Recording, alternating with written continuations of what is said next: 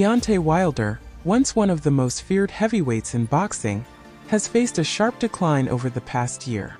His recent defeats, first to Joseph Parker in December, and then a crushing loss to Zhilei Zhang in June, have led to widespread calls for him to consider retiring.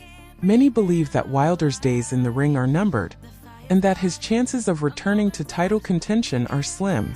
However, Malik Scott, Wilder's trainer, remains optimistic about his fighter's future.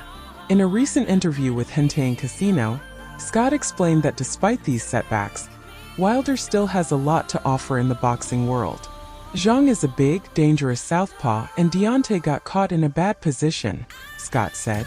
But Deontay has the heart of a lion, and he's always willing to go out on his shield. He'll be back. He still has a bright future in the sport, especially at the highest level. Losses happen to even the greatest fighters. Scott emphasized that Wilder's career is far from over, and that the former world champion is currently enjoying life, focusing on his family, and staying involved in real estate and investing. According to Scott, these setbacks are part of the sport, and Wilder's critics should not be taken too seriously. The same people telling Deontay to retire were the ones telling Muhammad Ali not to fight George Foreman. They said George Foreman shouldn't have fought Michael Moore. But these naysayers are part of the sport, Scott explained. In my opinion, they're wrong most of the time, but their criticism is part of what motivates fighters.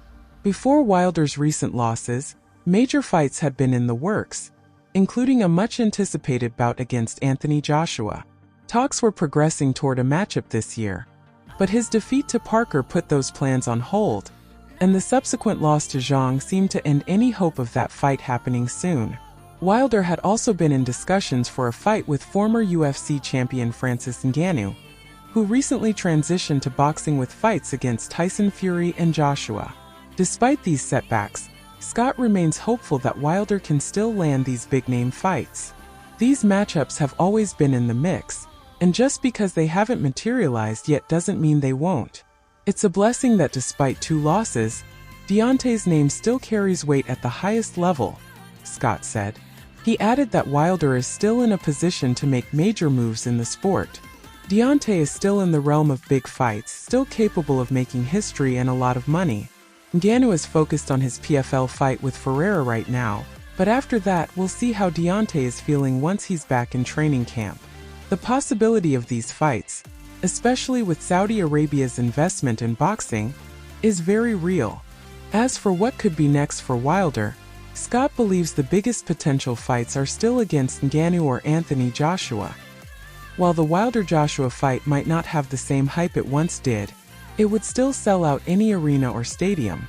Seeing those two in the ring would be a joy for the fans. If Ngannou continues to impress, that fight could also be massive, Scott said.